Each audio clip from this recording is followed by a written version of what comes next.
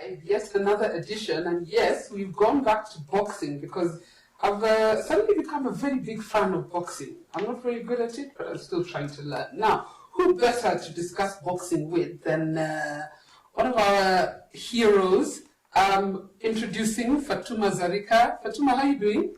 I'm doing good. You're doing good? Yeah. You know, I can actually just call you Zarika, because Zarika itself is a brand name. Yeah? How does it feel to have a brand name, one name? They say when you have one name that people recognize, umefika. By the way, you're ni kitu poa. Ni blessing kutoka kwa God. It is a blessing from God. I'd also like to introduce you to this young man who is also here on set, an aspiring boxer who, Charltone, introduce yourself. Charltone Otieno, the only son to former boxer Conjestina Achieng.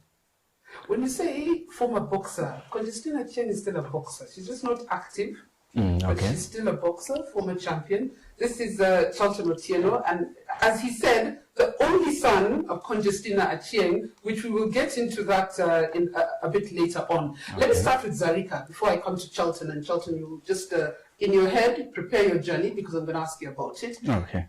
Fatuma, for those who don't know you, I don't know who doesn't, but for those who don't know you, just tell us about Fatuma. How did you get into boxing? How old was you? How old were you? Just go through your journey.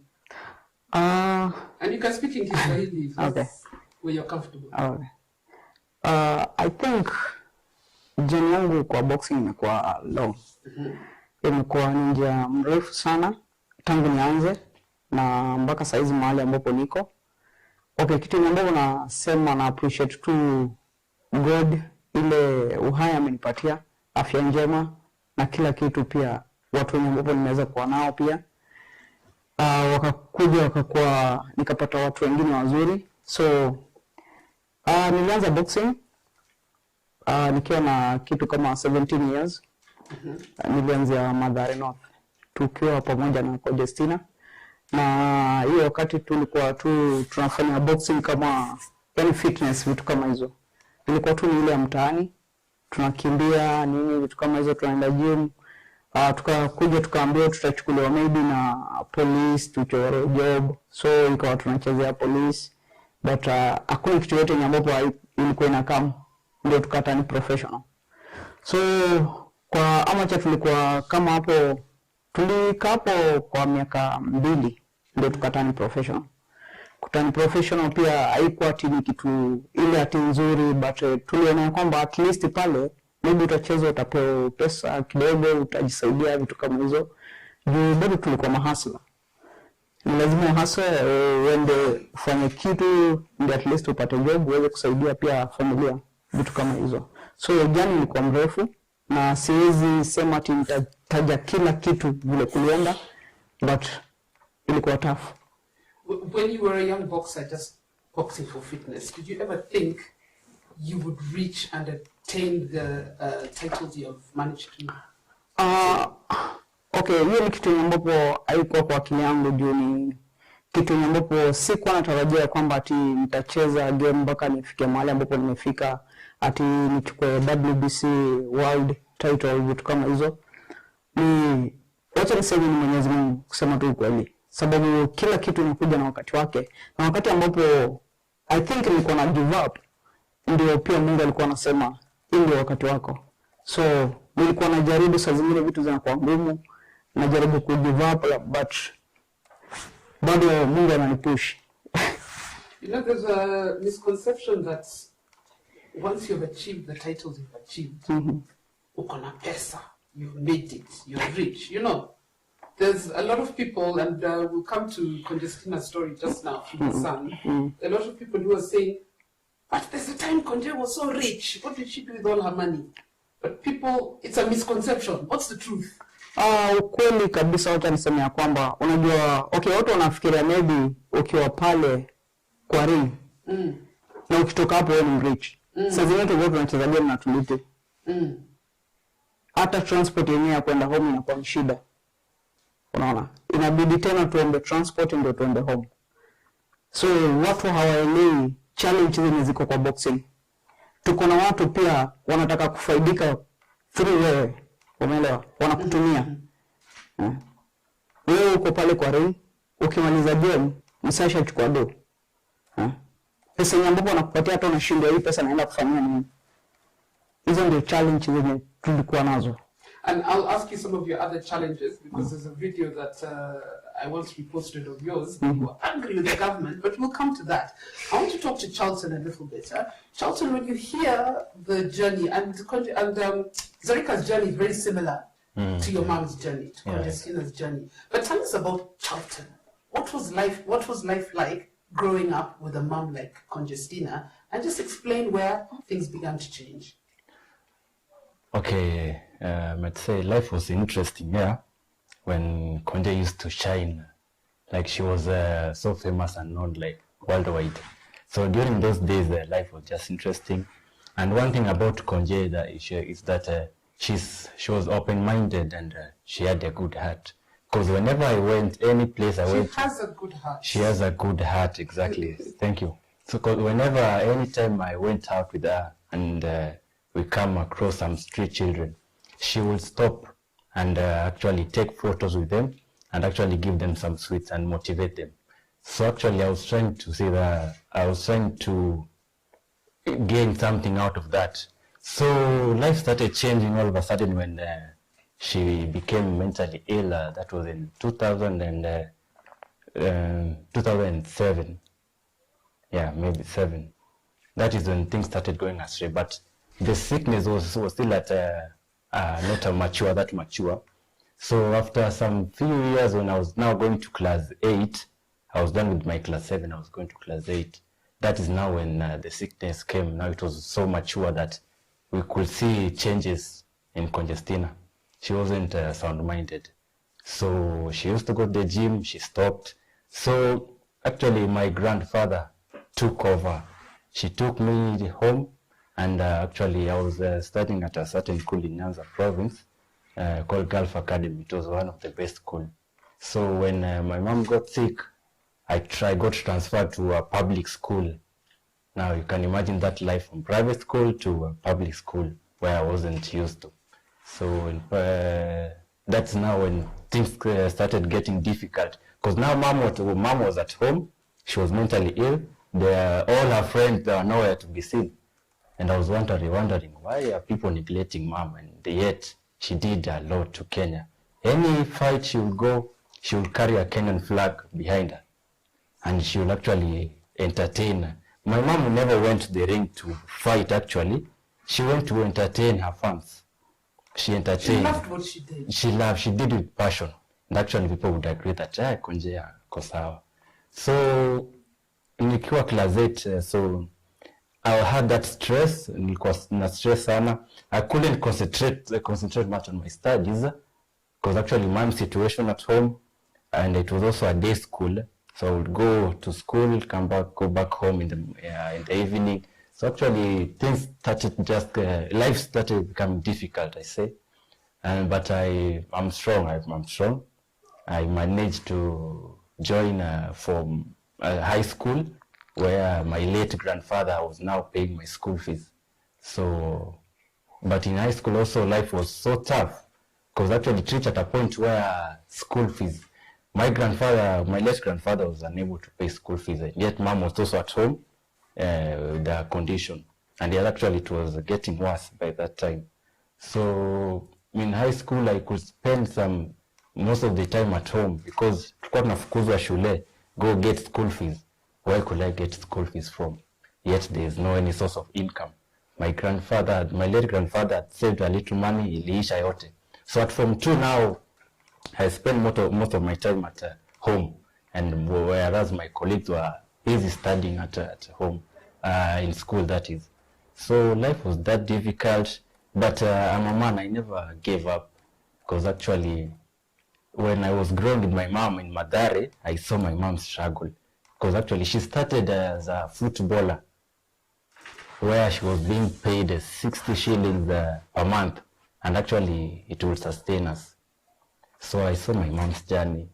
After that, akaingia boxing. That is where akakutana na Fatuma Zarika. They trained together.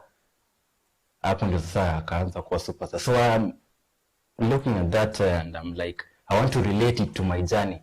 And actually, that's what I'm trying to do right now.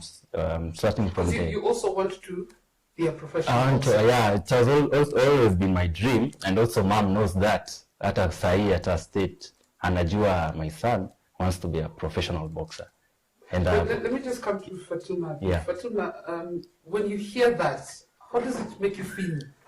When you hear what Conje went through, how it affected her family, and I'm sure for you as well, your family is there saying you're a superstar. There are people who rely on you, I'm sure, but things change. What was your relationship? What is your relationship, or what was your relationship with Conjestina when you were both active? Okay, ni kitu ambapo wacha tuseme kwamba ile wakati ambapo tulikuwa Conjestina alikuwa active, alikuwa ni wa kila mtu. But saizi hakuna mtu mwenye ambapo anashughulika. Umeelewa?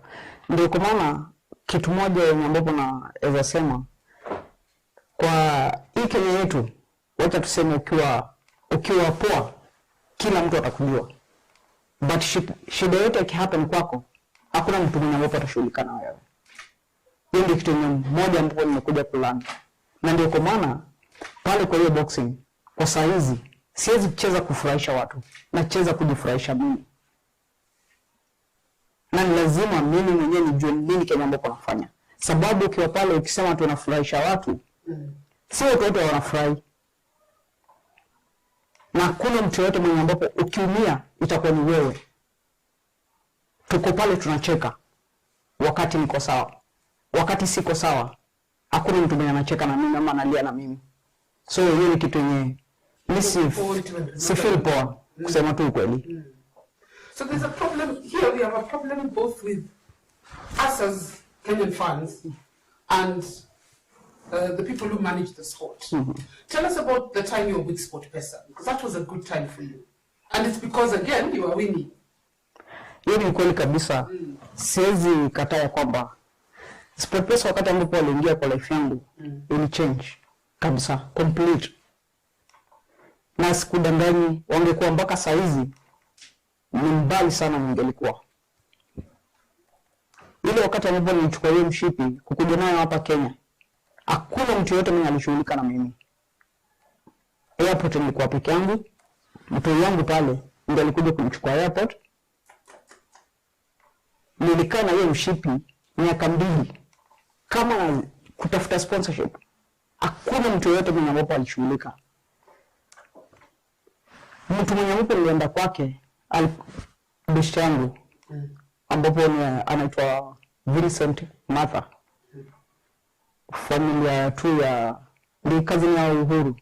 Nikaenda nikamlilia, akaita mtu SportPesa, akamwambia tu at least wanipatie kazi yoyote.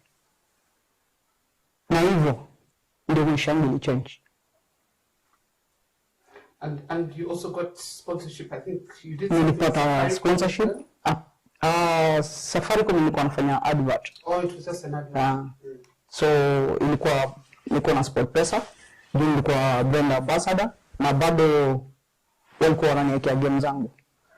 So out tu ndio watu ambao walinisaidia kwa maisha yangu kwa miaka 2, walichange maisha yangu ikakuwa complete. Nikawa at least mimi ni mtu mwenye ambapo najulikana nje, sikuwa najulikana before hao wakuje, unaona. So ilikuwa tu life bado ni hard. Na wakati ambapo waliingia, kila mtu alikuwa rafiki yangu. Na niliona marafiki wengi. Since SportPesa left, hakuna mtu yote mwenye ambapo anaongea mpaka saa hizi. So hii ndio Kenya yetu ambapo sisi tunang'ang'ana at least tuweze kuinua Kenya yetu, but hakuna mtu yote mwenye ambapo anakushika mkono hivi. There's a time you put out a video which I mentioned earlier on social media. I know I reposted it on mine as well. You were very upset with it. Yeah. And you were telling them if you just relate what you were saying in that video. Okay, kitu ambapo nilisema ya kwamba si kusema kitu mbaya. Ilikuwa ni mimi. Niliambia vizuri sana kama sita defend belt yangu itachukuliwa na watu wa WBC. Nilijaribu nikatembea mpaka nikaenda kwa Minister of Sport kwa ofisi kuomba sponsorship. at least niweze kuweka hiyo game hapa. Ilishindikana kabisa. Nikaambia niende Mexico ama mshipi chukuliwe. Ningefanya nini? Ilinibidi niende Mexico. Niliuzi game. Sikupenda kwangu. Hivyo ndio kulikuwa. Juu ningechezea home, ningepata watu wenye ambao wananisaidia. Mshipi bado nilikuwa hapa. But sikupata mtu mwingine mwenye ambapo alinisaidia. SportPesa wakati waliitoa. Ikawa sasa maisha ilikuwa imesimama. Unaona? Nilienda nikacheza game na nikasema juu vitu vile ambavyo niliona online zikiandikwa sikufurahia kabisa. Siwezi shinda game juu ya watu ndio watu wafurahi. Siwezi umia watu wafurahi. Ndio kwa maana nilisema vizuri nitacheza kujifurahisha mimi. Na pia ni survive juu ya watoto wangu. Sitacheza kufurahisha watu. Yeah, but it's a very unfortunate state of affairs because, and it's with most sports in Kenya. When you win something, when you lose, I was even ndio kitu ambapo inaniudhi. Wakati una win, kila mtu ako pamoja na wewe. And they didn't help you train. Hawajui na train aje, hawajui na kula aje, hawajui hiyo gym unaenda aje, hiyo gym inafaa kulipwa. Unafaa kukula vizuri. Hiyo kuenda unaenda na kocha wa gani? Hawajui chochote. But watu wako kupiga mdomo. Hawajui ni nini kinambapo kinaendelea kwa boxing. The other day I was interviewing Colin Sinjera for Sevens Rugby, and he was saying it's the same thing with rugby. When you scoring tries, Kenya, team Kenya, team Kenya. But hawajui. Hardly hata kuna mtu kwa airport. You just coming quietly the way you're saying. Nilikuja na hiyo mshipi Kenya. Tumekaa na hiyo mshipi. Nilikaa nayo 2 years before SportPesa wakuja wanisaidie. Hao wa Kenya walikuwa wanajua kwamba kuna WBC Kenya. Hakuna mtu yote mwenye ambapo alikuwa anajua. Hakuna mtu yote mwenye alikuwa anashughulika. Natembea miguu. Kutoka kwenye natoka niende kwa mtu at least aweze kunisaidia. But hapo wako wanasema nimeenda Mexico, ninauliza mshipi yao, mwenye anataka aende Mexico akaichukue. Hivyo ndio nilisema. Tungekuwa na umoja, niko sure vile hao watu wanajua wako. Tungesaidiana at least tuone Kenya yetu ikiendelea. Na pia gava iweze kutusaidia. Gava yenyewe itusaidie na kitu yote. The government has never given you anything. Hakuna kitu yote. Kitu ambapo nilikuwa nasikia uchungu, tena bado nasikia uchungu. Watu wote wenye ambapo SportPesa ilikuwa inaleta hapa, nacheza nao, wanarudi kwao. Mtu anapewa nyumba, mtu anapewa shamba, ame-lose game. Mimi nimewin na government. Hakuna kitu yote, hata shilingi. Even recognition. Hakuna kitu yote. I'll give you time to take a break because let me just go back to Charltone a bit because by the way, if you were in this room, you realize that Fatuma is getting really emotional because I keep saying this is the pain of representing Kenya. Charltone, you hear that and you're also an aspiring boxer. How does it make you feel? Do you still want to represent this country? Or as Fatuma says, do it for yourself because nobody else will appreciate it. Actually, from Fatuma's story, it's a sad one, by the way, but so it will actually force us to change our mindset because nobody cares about your story until you win. And being that way, it's unfortunate that we are heading nowhere as Kenyans. If the government cannot give a helping hand to our heroes, our champions, who go outside and present our country, make our country proud. It's so unfortunate. It's so unfortunate. What are you doing now, Charltone? I want you to take us through what you're doing now up until what your hopes and dreams are. Okay, personally, there's a project I'm working on. I'm trying to come up with a foundation, specifically train young youth boxing for self-defense. And more majorly, I want to do it with the girls because they are the major targets against molesters, drug abusers, rapists, or that kind of sorts. But before that, what I used to do, before the outbreak of COVID-19 pandemic, I used to work at a certain school called Marion Group of Schools. I used to train pupils aerobics, and I was also their scout leader. It's a scouting school, so I used to train them some scouting skills. But then since the outbreak of COVID-19, I became jobless. So that's when I started walking to places, looking for gyms where I could at least train some people to at least prevent me from being idle. So at this moment, currently I won't say I'm doing something that I can generate some income for myself. Because actually see also people at home, mom, they need me to send some money to sustain her, but actually I can't do that. So I was staying at a certain place at Carways, that a single room, but now that I wasn't able to pay my rent.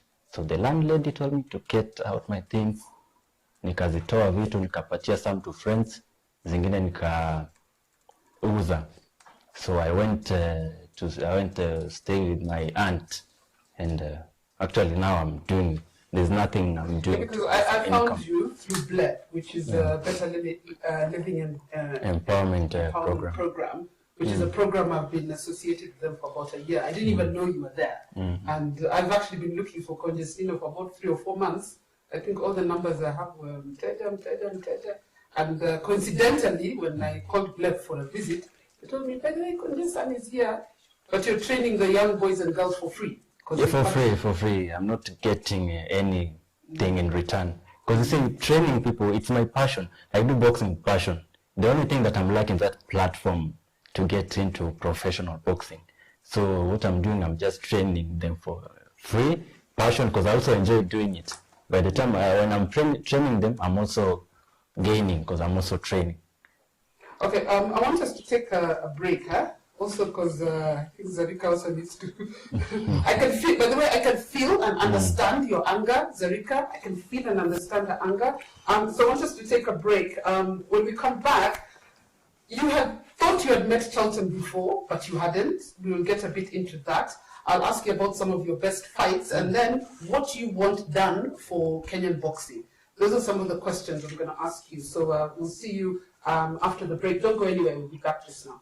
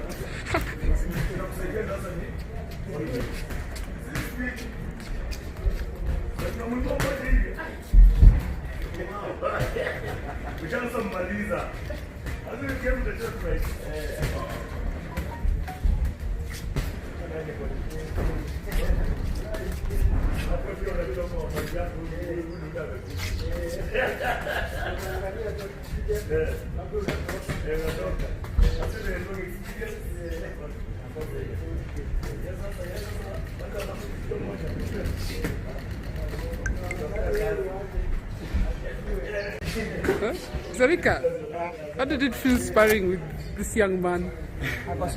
Ako sawa, eh? Charltone? Yes. This is Zarika. How did it feel sparring with Zarika? Wow. Oh, she said it's not sparring because you don't have mouth guards. Actually, it feels great. Huh? It feels great. I'm humbled, and this is my challenge. One day, one time, also be a champion like Zarika. And like mom. Thank you.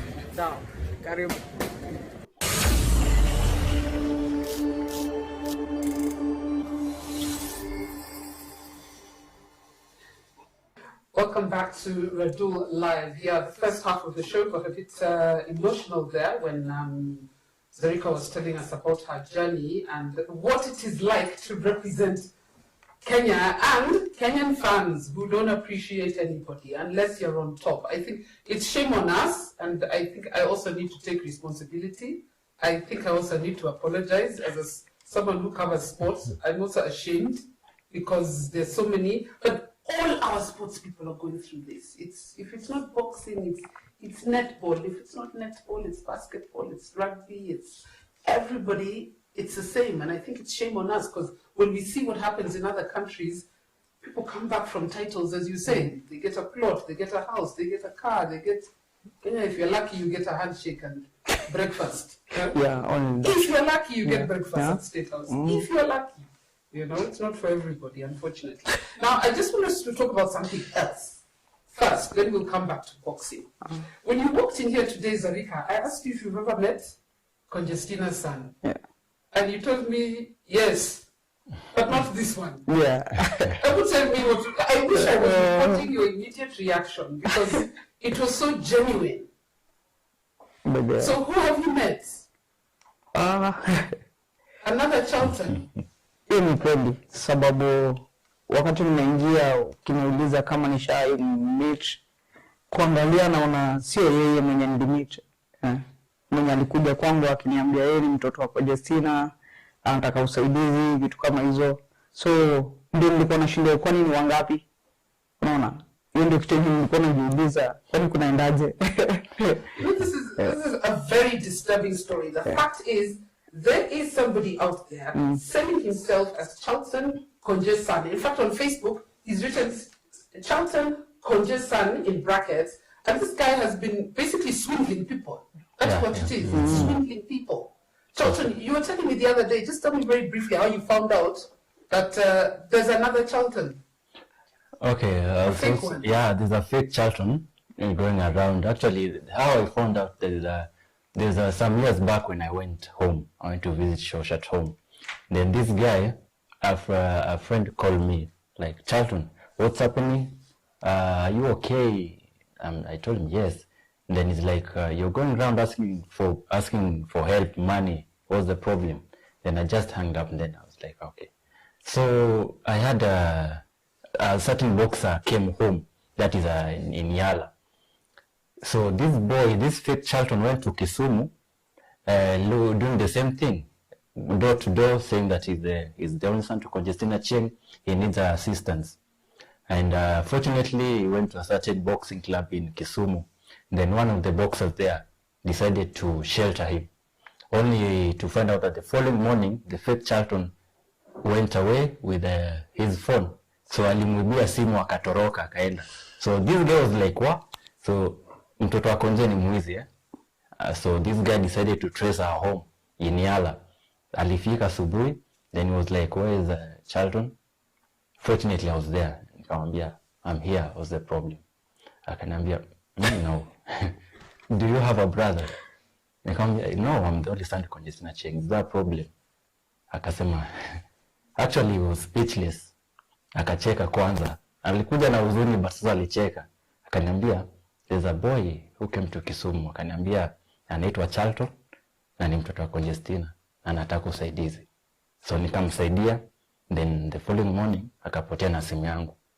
So he stole the phone. So that person alikuwa anamtafuta. So that is when I decided to follow up about this issue. Tulijaribu kumtafuta, but this guy is like, he's clever because he is flexible, he moves around. At a given point he's in Mombasa, kidogo ako Nairobi, kidogo ako Kisumu, as in he shifts places. And I understand he's even received assistance from the governor of Kisumu. Yeah. He's got Kenyans to pay his education, to pay his rent. He knows how to switch talk people. Konje, sorry, Zarika, what have you given this fake Charltone? Because it's only today you found out that you've actually been assisting the wrong person. Bado huyo kijana alikuja kwangu, alinitafuta mpaka akakuja mpaka place yenye naishi, akaniambia vile kuna shida, vitu kama hizo. Mara hana simu, tukambaya simu, anataka pesa, tukampatia pesa, unaona. mara akaniambia nataka gloves, sijui anataka kuanza boxing, sijui nini vitu kama hizo. Nikamwambia nitampatia gloves, unaona.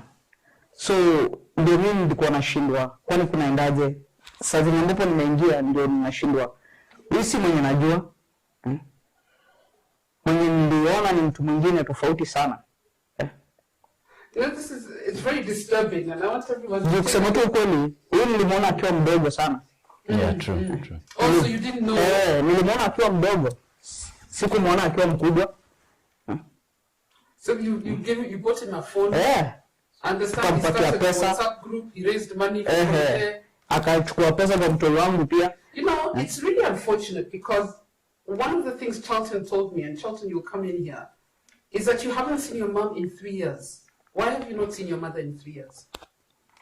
Okay, it's simple, because when I left home, I came to the city to start hustling, to find my ways. Because actually one thing is that people didn't know I'm the real son to Conjestina Achieng. Reason being, I never wanted to get into social limelight using my mom's name. That, hey guys, mimi ndo mtoto wa Conjestina, and it's like this and this. No, I saw my mom suffer and the way her life was. So I decided to copy-paste her life. I wanted to start from the root of the grass all the way, so that by any chance somebody will come, atapata kama niko already somewhere. So the only thing itakuwa ni kuboost tu. So I never wanted to go into social media. So and I think that's why this fake Charltone took that opportunity. He went to social media, created Facebook account, Charltone, Boxer, Conjes, Instagram, the same thing. So when he was doing that, I was busy struggling with life. I would train people, get some little money, then send home. So the reason why I didn't go, I've not gone home for such quite some years, is that the little money I could get. So there's no point of using it as fair to take me home, then I go home empty-handed, because ilikuwa pesa kidogo. So I'd sacrifice and then use that money. Instead of going home, I'd send the money home for shopping, at least mama apate nguo. So that is what is keeping me in the city. So maybe in other words, let me say, I wasn't that financially stable. So it was a choice between I go visit my mom empty-handed or I send her the kidogo I have. At least she eats. At least she eats, yeah. You know, what would it mean to you to see your mom now? You know, 3 years. Actually, I'm wishing to go home and see her, because actually we've been talking through the phone, yes. We've been talking, I've been talking to Shosh, and she's like, my son, when are you coming? Are you well? Are you talking to so-and-so? She knows some of her friends. Ananiambianga niwapigie simu, we talk. Her former coach, Julius Odhiambo, I talk to him so often. So he tells me, like, you take heart, take care of yourself. The last time I went to visit home, she told me that, hey, I received a certain visitor here anaitwa Radull, amenitembelea, amesema anakuja Nairobi kukuona, and I've told her to take care of you. Because nikasema, okay, I'm also going to talk to her. So that is life. That is life. All right. Fatuma, when you hear what it just, the impression is that you guys have this larger than life existence, and then you hear of a young boy who his only dream, he's 24 now. You look a bit younger because of the hustles you're going through, but it means since you're 21 you've not seen your mom, not because you don't want to. Imagine a 21-year-old, your mother is just 4 or 5 hours away. I mean, is this even fair? You know? And then there's somebody somewhere living large, using your name. And this boy actually told me, I will never use my mother's name to get ahead. How does that make you feel? By the way, yani kitu ingine si kitu nzuri. Kuna mtu anatumia jina la mamako na wewe huko watu hawakujui. Sisi tunajua yule mwenye ambapo anatumia hiyo jina juu anatafuta watu mpaka anakuja kwa watu, unaona, anajitambulisha, mimi ni mtu fulani, nataka hivi, nataka kusaidiwa hivi. So pia kuna maswali zenye ambapo tulikuwa tunamuuliza, yeye anajibu tu ni kama ni mtu anamjua vizuri sana, umeelewa? So saa zingine unajua mpaka unashindwa, but mimi mara ya kwanza nilishindwa, sikuweza kuamini juu wakati ambapo niliona huyu alikuwa na mwili mwembamba mdogo sana, alafu alikuwa mweupe. Sasa nikashindwa, huyu mbona ni mweusi sana alafu ana mwili kubwa sana hivi? So hiyo kitu ilinichanganya akili mpaka nikashindwa, sasa kweli ni huyu? Mpaka nikajaribu kupigia coach mwingine, nikamuuliza, huyu jamaa kweli ni mtoto wa Conjestina? Hizo ndio vitu zenye ambavyo nilijaribu kuuliza. Coach akaniambia ni mtoto wake. Nikamuuliza, wewe unamjua aje? I think the fact that there was so many years between when people saw you, so they didn't know what the adult Charltone looks like. Charltone, what would it mean to you if you could go and see mom now? It would really mean a lot to me, like a lot. You can imagine 3 years, so it would mean a lot. Because actually, if maybe I could share a little bit of my story when after Form 4, immediately after Form 4, my mom was still at home. So I decided to go hustle. So fortunately, I went to a certain school. A certain well-wisher came, connected me to a certain school in Kisumu. I went there, hoping that I would get some good job, only to find out that I was to be the watchman, I was to be the cleaner, or I would clean all the classes after the pupils left in the evening. I would clean all the classes, the toilets, the school compound. I would sweep all the school. At night, I was in that compound all by myself alone, and it was such a big compound. So I used to spend the night at a certain room with a 2-inch mattress, with a certain sheet, no blanket. So, and then the only food that I would eat perfectly was breakfast, because there I would eat, when people came in the morning, that breakfast I would eat with them, lunch the same. So the only problem was at supper, I didn't have anything to eat. So alternatively, what I used to do, that food that I used to take at lunchtime, nigeweka kidogo ya supper. So supper inafika, the food is cold, but what else could I do? I could just eat that food. So life was difficult. But then huku nje nasikia mtu anaitumia jina yangu, going around. He is living a luxurious life in South Sea. Nyumba nyingine ya kifahari kubwa sana, and also he drives. So hiyo maisha kwake kusawa. So he's getting a lot of money, but yet I don't even want to speak about that guy. We're giving him too much attention. I want to talk about Charltone, and I think I'll use my resources to facilitate you to travel home, because I think it's important you go and see your mom. If anybody out there wants to help as well, because you shouldn't go and see your mom empty-handed. But which also brings me to my next question for you. And I know right now you live with your auntie, your mom's younger sister. As a family, what treatment do you think is best for Conjestina? Because we've had everybody saying, oh, let's take her to rehab, oh, let's take her to a mental, but we've had so many initiatives that haven't worked. And the reason I've not rushed, after I put those photos, people said, get a pay bill number, tutachanga. But you'll changa until when? You'll cool for 1 year and then we'll be here again, where things have gone wrong. So I asked everybody who called me, let's take 2 steps back, find out what treatment was there before, find out why it didn't work. Then we try and fill all those gaps. And I've had conversations with your granny, Conje's mom as well, and she said the biggest problem is after rehab, she's just sent back home. If it even is completed, she's just sent back home. So if you're not given something to do to keep you busy, because I realized with Conje, as you're saying, when you're on top, we're praising you. Now suddenly, we've forgotten you because there are no titles coming home. So she also needs to be kept occupied. Your mom needs something to do so that she can feed the family. In fact, what your mom and Conje told me is, look after Charltone. Because if you look after the son can look after the family. But now Charltone has also been made jobless because of COVID. What would be the ideal situation for you and I hope you had discussions with your aunties, so they know it's a family decision. How do we help Conje? Okay, from what you said, I think I might not be in a better position to say exactly what should be done to her, because actually I'm not a doctor. But the thing is that whether it's in rehab or any other hospital, what I've noticed is that wherever mom goes to, is taken to the hospital and spends some time there. Anakuwa sawa. She gets well. But the only problem is that after she gets well, hapatiwi kitu ya kufanya. So she's taken back home, the same environment. Then she becomes idle, and then she relapses again.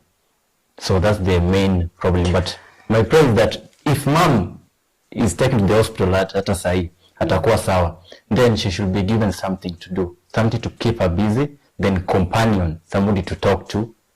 At least she won't be idle. I've seen initiatives flying around, people saying, oh, we're getting the county government of CI involved and all this stuff. But what disturbs me is that, and I speak to your granny almost daily, is nobody has called. Nobody has involved your family.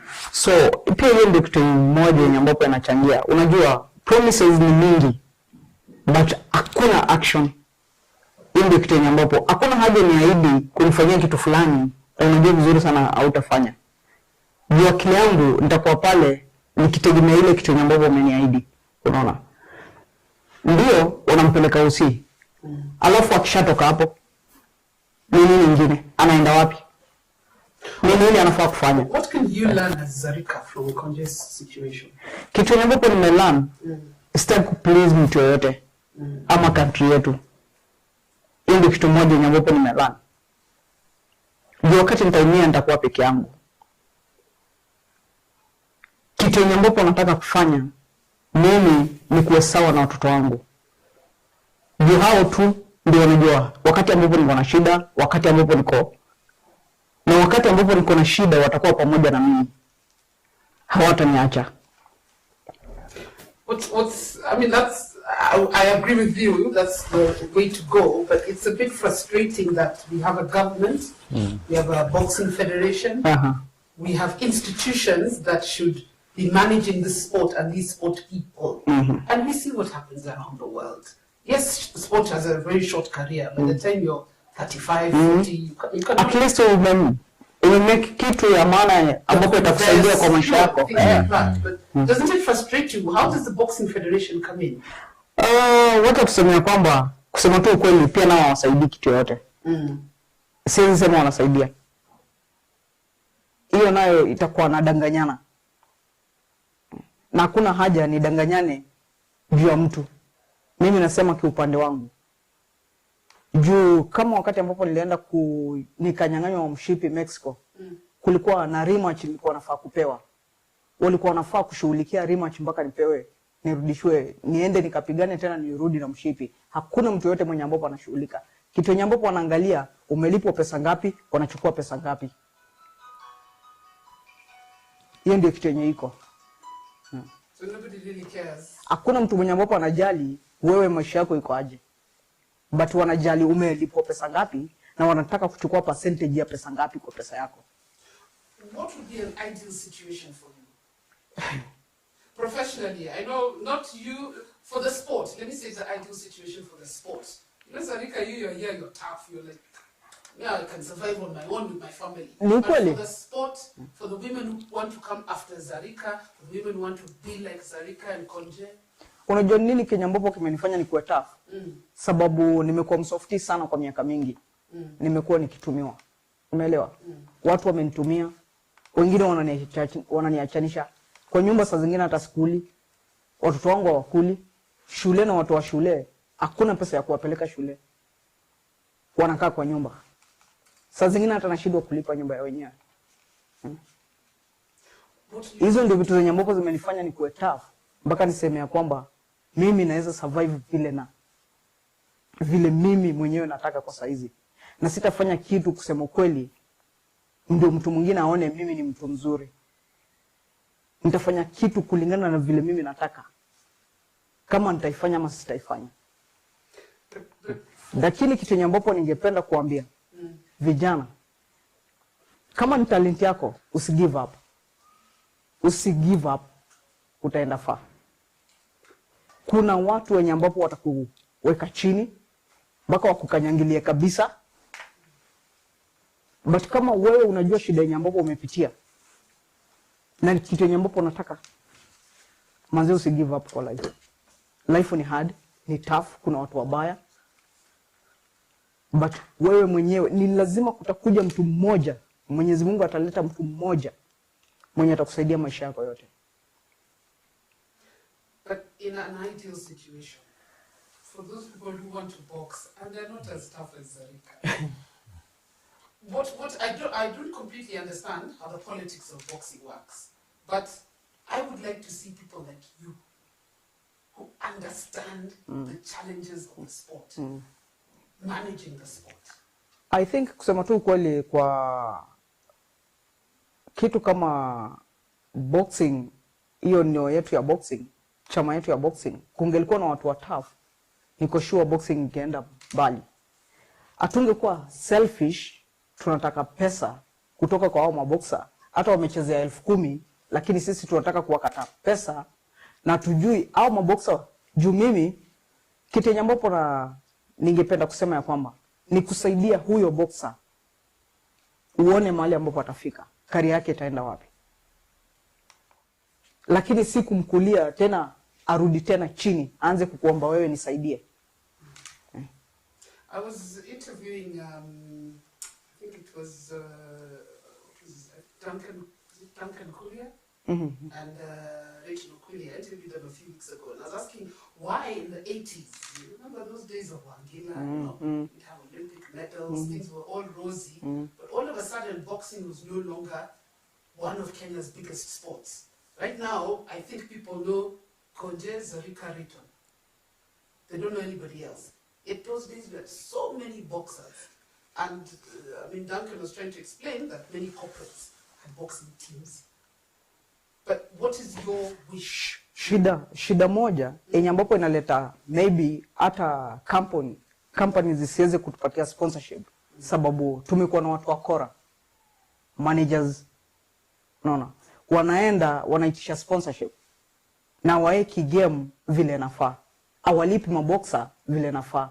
Kesho yake tumecheza game, tumemaliza, hatujalipwa, tunakuja kwa media tunaanza complain, hatukulipwa. Kampuni fulani ilitoa pesa, inashindwa pesa zilienda wapi?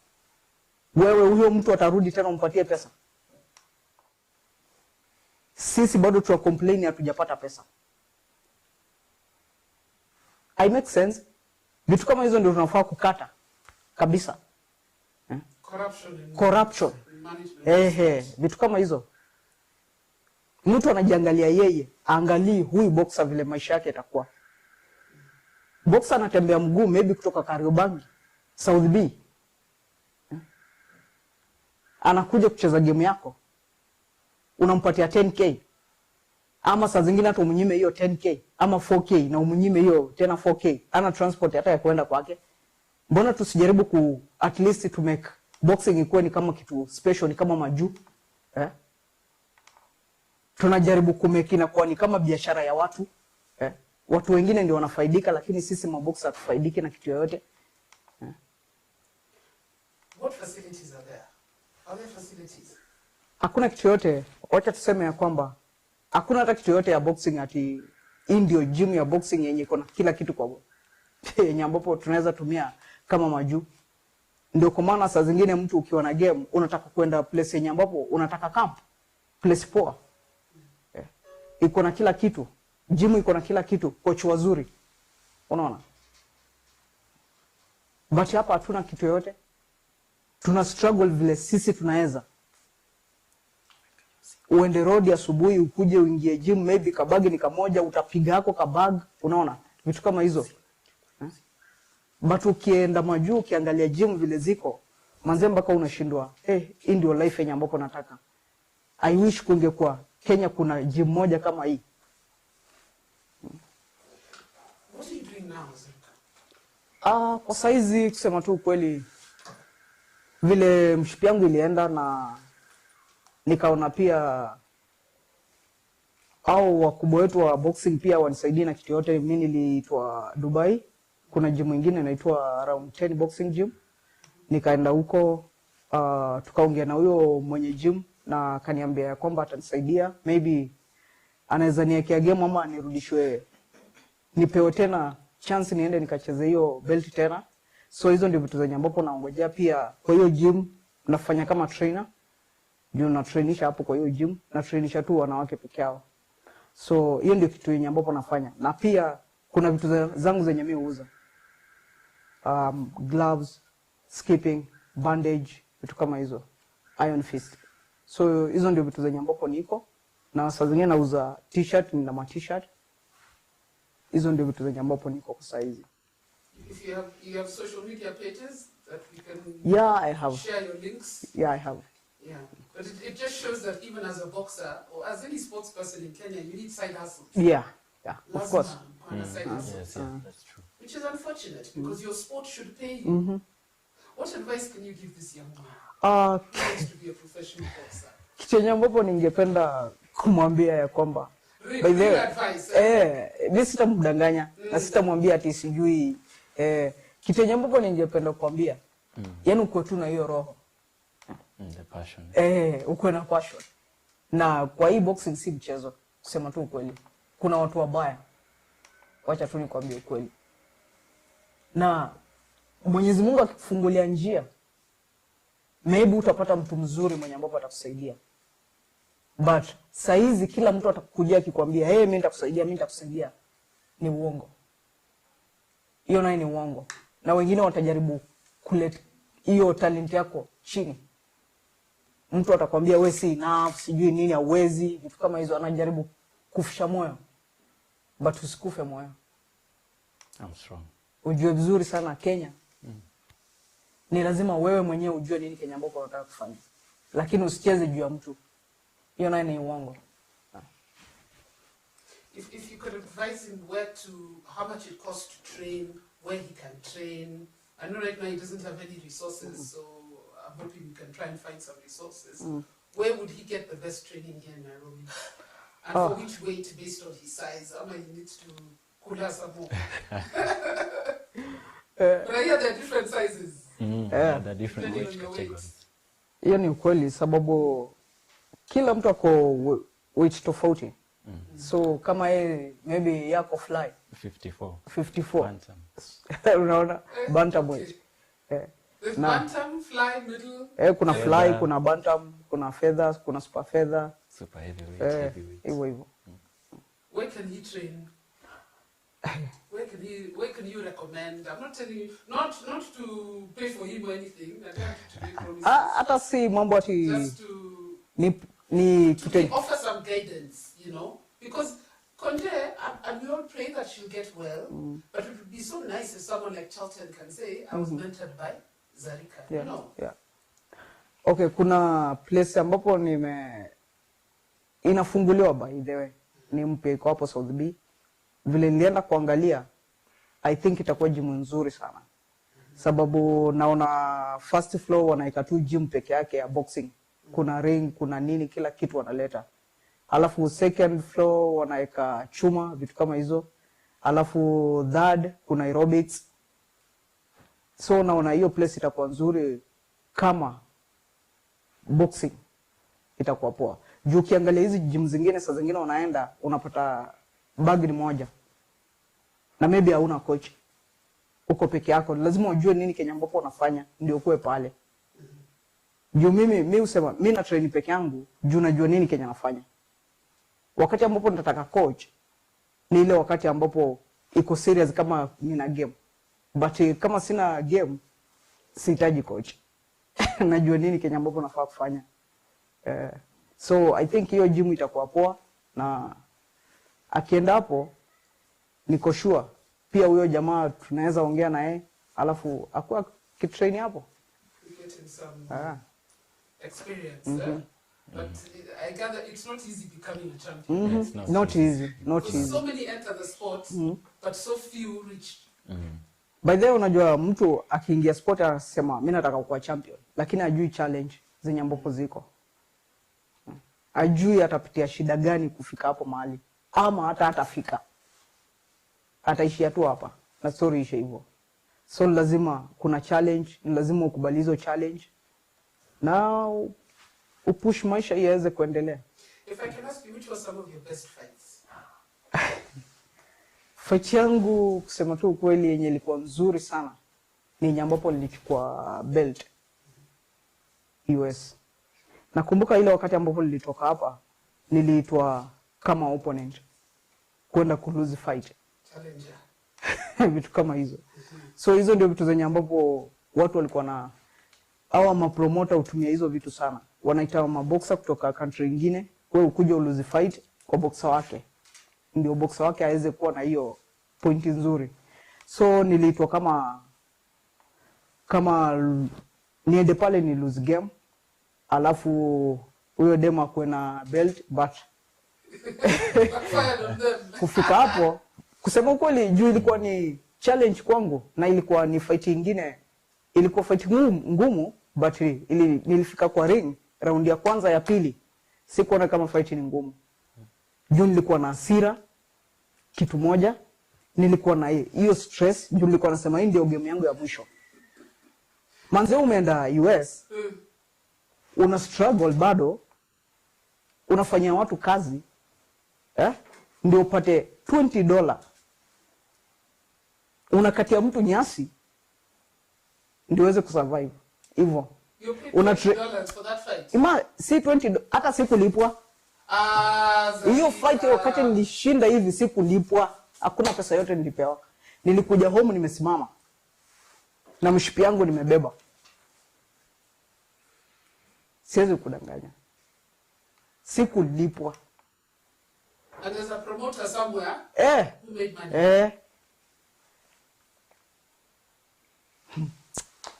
And people were telling me, but Conje made a lot of money. We saw her carrying belts. You heard from Zarika. Let's fight. Belt yangu ilikuwa kubwa na sikulipwa hata shilingi. Nilikuja home nimesimama. Nakumbuka pesa nyambapo nilikuwa nimesave ni ile yenye nilikuwa nafanya tu kazi tudogo, unaona vitu kama hizo mtu ananipatia maybe $50 na save hivyo. Nilikuja home na $500 US dollar. Nimeshika hivi na mshipi yangu. Hata ticket nilifanya kupigana ndio nipewe hiyo ticket. Nilisema kama ni hivyo naenda polisi, ndio nikapewa ticket. I don't even have a response. I don't even know how to respond because it's a joke. Sikulipwa. Bad joke.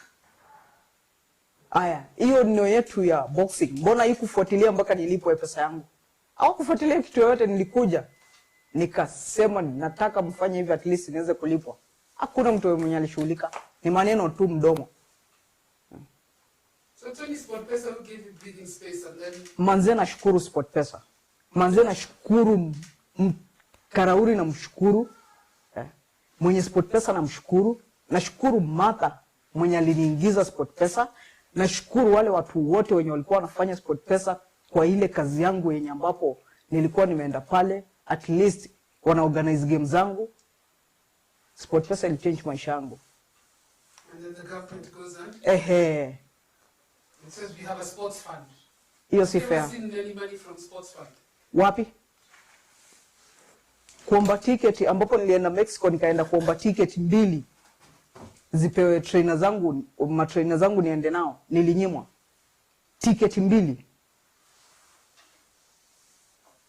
Charltone, you still want to box for Kenya? You see, on the same story, there are rumors going on. I saw in my mom's story that boxers don't invest. It's particularly, to be specific, maybe if I talk about Conje. Conje ndiye ametengeneza home huko, aienda ametengeneza the houses huko home.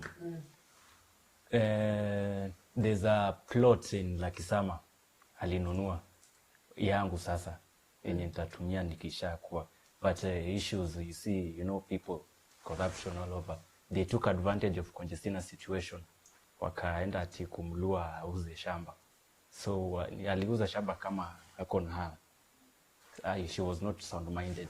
So that the case is still in Limani court, iko pending. So the piece of land is still there, hajafanyiwa anything. Conje started a football club in Lakisama called Conjestina FC. That club is still active to date. The only thing they're lacking is sponsorship. They don't have the jerseys, all that kind of stuff, but they're doing inter-competitions, and they win. Conje started a foundation in Lakisama, Conjestina's Foundation, where she used to train the youth, also the girls, what I was just telling you about, boxing for self-defense, all that. So Conje did a lot of things. So it's not about investing or money.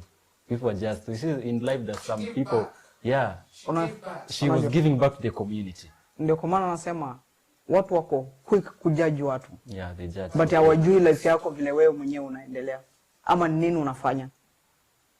But wako haraka sana kujudge. They come into conclusion so fast without even. There's a question here from someone asking. He asked Zarika if she was with Okwiri in that gym in Dubai, and if you know Nick Machiavelli. Yeah, I know Nick. You train with him Yeah, in Dubai? yeah. Ah, he's based in Dubai. I don't know him. Just somebody asking. Nick tuna train naye. Saa zingine hata tunafanya sparring pamoja kwa gym. Saa zingine namtrainisha pia kidogo kidogo. Kitu yenye ambapo anataka kujua ananiuliza vitu kama hizo. So tuko pamoja naye. Basically, when you're out there, you're looking out for yourselves and each other. Yeah, for yourself yeah, and each other. yeah. And what you can send to your family. Mm-hmm. It's such a tough life. Sport in all countries of the world. I think sports people are the richest people. By the way, unajua appreciated. Unajua saa zingine unajua pia watu wananipata Dubai, mtu ananiuliza unafanya nini hapa? Ufai kukua hapa, si unafaa kuwa home na home country Kenya. Doing what? Atuweni mtu famous sana, uko na pesa, sijui nini. Saa zingine unaangalia mtu hata unashindwa umjibu nini? Utamjibu nini? So you came home because of COVID, but you wanted to go back to Dubai. Yeah. Yeah. Najaribu at least nilikuja pia kufanya vitu zangu 2-3 juzi niliziacha ziko pending na watoto wangu hawangeweza kufanya hizo vitu. So nikaona pia vile hii corona imekamu hivi, pia kazi imekuwa chini kidogo.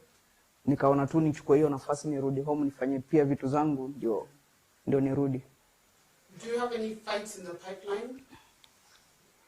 Kwa saizi Or who organizes these fights? It's unless a promoter comes up with a fight. Ni promoter ni lazima akuje na fight na kukue pia kama kuna sponsorship vitu kama hizo. So ndio fight at least ziweze kuorganiziwa. Juu pia promoter hawezi kuja na fight kama kuna sponsorship. Ni lazima kuwe na sponsorship ndio naye kuja na fight. So ni vitu mbili. But as fans, what can we do? Because most sponsors will come in when they know that their fans are there, because those fans are their customers. But as fans, we are also a bit spoiled, eh? Yeah. If we hear that there's a Zarika fight and it's 1,000 shillings, huh? Yeah, sasa unaona small money. Kusupport, una support. Juu saa zingine unaona msee anakwambia nataka kuja kusupport but nipatie ticket. How? Utakujaje kunisupport? Mimi tena nikupatie ticket. Kwa nini usibai hiyo thao at least That is supporting. Juu nikikupatia ticket unakuja kudu. Alafu nikitoka pale kwa ringo unaniambia nilipiga kelele sana jo, si unibaie kitu. Utakula kelele. Na maybe saa zingine wewe hujalipwa, alafu mtu anakuambia nilipiga kelele sana, si unibaie kitu. Unamwangalia mpaka unashindwa. Kelele can't pay my rent. Na already nimekupatia ticket ya kuja kwa fight. So watu wa appreciate. It's a very bad habit of Kenyan fans. And kuna watu wazuri, kuna watu wabaya mpaka unashindwa. Seriously, tunaenda wapi? The Goran AFC chairman the other day, and they were saying the same thing. That our games are full, but all those people, they'll come and park their cities. Imagine. Do you know who I am? You know. By the way, hata mimi 500 bob. Hata mimi niliona fight yangu ingine, watu walikuwa hivyo. mtu anaalikwa anapewa tiketi moja, anakuja na watu kama 10. Na anataka waingie free. Na ni mtu mkubwa. Sasa unashindwa serious? It means they don't respect that is your job. It's your job. Na wale watu wenye ambao wameweka hapo pesa zao zitarudi aje? Wanategemea hiyo gate collection. Watu wafikiri kitu kama hiyo.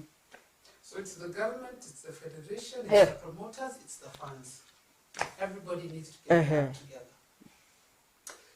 Well, okay, this has been an interesting hour. Is there anything you feel you haven't said? Because we have to wrap up the show. Parting shot. Do you have a parting shot, Charltone? What are your hopes for your mom? My hopes, I hope that to one given time in life, maybe as soon as possible, my mom is going to get well, back to her normal foot again, and she's. Don't hope that she will go back to the ring, but at least she's going to do something she likes. But my main prayer is just that she gets well, because when she's well, all will be well with me. That's my hope. But finally, unajua story yako kijana imeniuma sana. What I would like to suggest, if you want to know about me, maybe you can find me in social media, Facebook account, Charltone Otieno. Charltone with E at the end. Charltone Otieno, that's me. Instagram, Charltone Otieno, that's me. Twitter, Charltone Otieno, that's me. The other boy, Charltone Boxer Conjes, the fake one. That's all. I'll stress that on my social media as well, on who the fake one is. Yeah. I'll see whether, because for me it should be a police case. Yeah, it should be. Swindled Kenyans who just wanted to help them. Because now when you go back and tell them, now this is the real Charltone, and if you can also assist him, they'll say, Apana. Now you're very afraid to help anybody. And a lot of these cases are genuine, you know. Now you've given a phone to the wrong Charltone, you know. It will be hard for you to help someone again. So, guys, we'll highlight who the fake Charltone is. This is the real one. And he even said what the pain he saw his mom go through, he's not ready to just use her name to left, right, and center to get rent and houses and phones. And so I hope that issue is sorted out. Personally, I think it should be a police case. I don't know if there's a case of impersonation or whatever it is, you know. Zarika, before we go, what is your parting shot?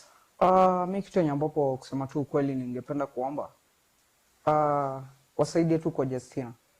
Na wakimsaidia kusema tu ukweli, wasimrudishe tena nyumbani kama hana kitu ya kufanya. At least waweze kumtafutia kitu ya kufanya, ndiye akuwe busy. Akili yake isikue pale nyumbani tena. Juu wakati ukisema tu umempeleka rehab, tena arudishwe tena ushago, tena aanze tena ile life. Na hiyo stress tena. Maybe ana chakula, maybe shida mingi ziko huko. Sasa hiyo unasema umemsaidia. Kwa nini usimsaidie? Umtoe hapo rehab, umpatie job ndio hii. At least kanyumba ndio utaka hapa. Na story ishe hivyo. Ashughulike na maisha yake. Juu hiyo tu ndio unaweza saidia mtu. Uweze sema ya kwamba utanipatia pesa, utanipatia saa hizi 1,000,000. Hiyo 1,000,000 itaisha. Bado nitarudi kwako nisaidie. Utanisaidia tena kweli? Utasema nimekuchosha. So ni afadhali unipatie fish. Niweze kutoa fish nyingine. And stop with the fake promises. Na watu wache hiyo kusema nitasaidia. Mimi nitafanya. Fanya kama unaweza. Na kama uwezi achana nayo. Hakuna haja. I have issues even with our government because I still remember the case of the late Joe Kadenge, may his soul rest in peace. He was given 2 million shillings and they promised jobs for all his children. You see? Those children waited for those jobs until Papa passed away. Those jobs were never seen. And those jobs are what will keep things going. That's why his granny said, look after Charltone. Find Charltone something to do. So we don't have to keep going to Kenyans. Charltone will look after his. By the way, juu ukimpatia job afanye, hata kuja kwako atinisaidie. Kazi yake itakuwa inamsaidia. Anyway, thank you so much, Zarika. Please keep in touch, because on a personal level, I'm getting excited about boxing in Kenya, having interviewed more and more boxers. I think I've been focusing too much on football. I think boxing in Kenya have too many issues. So let's highlight them. Let's highlight them. Let's have people talking about them. Let's have people talking about them. I'm sure even you'll see a young girl who wants to be like you, who maybe doesn't have your hard spirit, you know, you're tough. Maybe she's not tough, but she has a talent. So you want the system to work for her. Yeah. You know, and it's voices like yours that will get things done. Radull is told she just talks too much. But it's voices like yours that will get things done. But thank you so much for coming today. okay, Yeah? And I Karen. wish you all the best. Thank you. And the next fight, you make noise. WhatsApp me, I'll make noise about it. Yeah? Okay. And Charltone will make sure you go and visit Mom. I will. And you won't go empty-handed. You, like you said, you're a strong man. I'm strong. Keep it up. You've heard it from Zarika. By the way, Yeah. kuwa Keep it strong. up. Guys, thank you so much. Mimi nitafanya shopping. Thank you. Zarika will do shopping for Conjestina. Thank you so much. Thank you guys for watching Radull Live. This has been a heavy hour. I didn't think it would be this heavy. It's been a heavy hour. And yeah, we're still looking for permanent solutions to helping Conjestina. And those of you who want to help, we'll ask you for your help when the time is right. I don't want to pay bill when we don't know exactly what we're going to do with the money yet. So just be patient. We'll get it right this time. Thanks for watching, and see you next week on